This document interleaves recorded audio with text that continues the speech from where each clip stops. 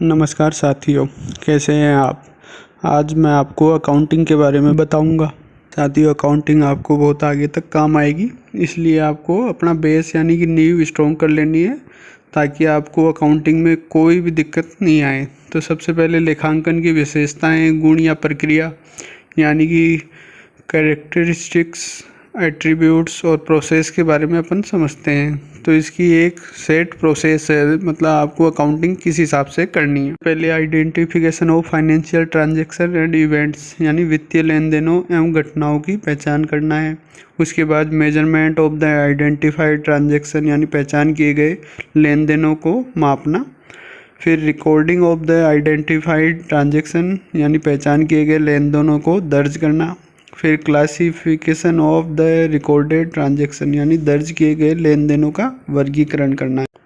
उसके बाद summarization of the classified transaction यानी वर्गीकृत किए गए लेन देनों को संक्षेपण करना।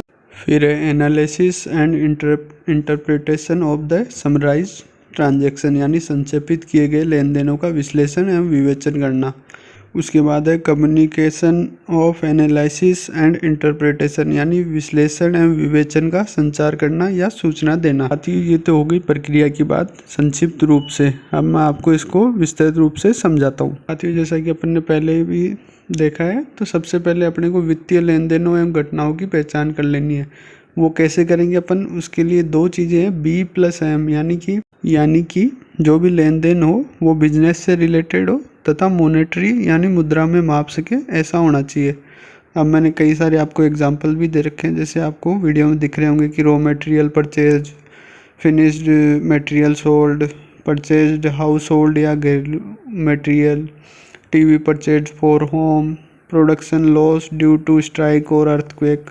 तब साथियों, जैसे कि ऊपर वाले दो चीज़ें आपको दिख रही है, ये रिलेटेड है बिजनेस से, इसलिए ये इनका ट्रांजैक्शन अपन रिकॉर्ड करेंगे।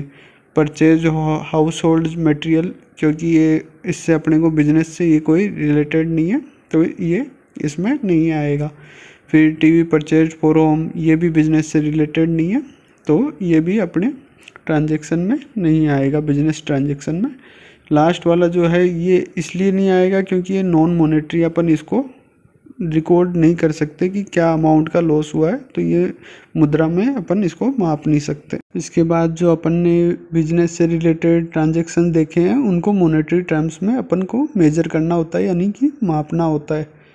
उसके बाद आपको जो ये बिजनेस से रिलेटेड हो तथा मॉनेटरी टर्म्स में भी हो, ऐसे ट्रांजैक्शन को अपन को दर्ज कर लेना है या रिकॉर्ड कर लेना है।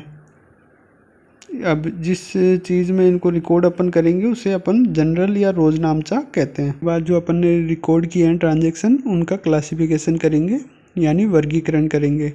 तो जिन लेन देनों का अपन ने जनरल में दर्ज कर लिया है उनको उनके संबंधित खाता बही यानी लेजर में लिख देना है। ये वैसे ही है जैसे मान लो आपके पास बड़े बॉक्स में अलग अलग कलर की बॉल्स हैं, तो उनको संबंधित कलर वाले बॉक्स में रखना है, जैसे नीली बॉल को नीले कलर वाले बॉक्स में। उसके बाद आपको समराइजेशन ऑफ क्लासिफाइड ट्रांजैक्शन मतलब वर्गीकृत किए गए लेन देनों का संक्षेपण करना है। मतलब कि आपको जितनी भी खाता बही बनाई है उन सबका योग लगा लेना है, जैसे कि मान लो परचेज अकाउंट का, ऐसे ही सब अकाउंट का आपको योग लगा के अंतिम खाते यानी फाइनल अकाउंट्स बनाने होते हैं, जो कि trial balance, trading and P&L account और बैलेंस शीट होते हैं। अब इसके बाद आपको सार निकालना होता है, यानी कि एक्सट्रैक्शन करना होता है, एनालिसिस करना होता है कि बिजनेस करके आपको फ़ायदा, प्रॉफिट हो रहा है या नुकसान हो रहा है। या बिल्कुल वैसे ही है जैसे कि आप लोगों ने एग्ज़ाम दिया, उसके बाद आपको मार्क्स मिले, यानी कि आपका रिजल्ट डिक्लेयर हो कि आप फेल हुए या पास। अब जो एनालिसिस करने के बाद जो भी रिज़ल्ट आया है आपका, यानी कि जो भी इसका सार निकला है, उसको आपको इसके उपयोगकर्ता हूँ यानी कि यूजर्स तक पहुँचाना है। जैसे कि आपका जो भी रिज़ल्ट आया हो, एग्ज़ाम रिज़ल्ट, वो आपके पेरेंट्स तक पहुंचाना। तो साथियों, ये वीडियो कैसी लगी? अगर आपको पसंद आई हो तो वीडियो को लाइक अवश्य करें और चैनल को सब्सक्राइब करना ना भूलें। धन्यवाद। जय हिंद।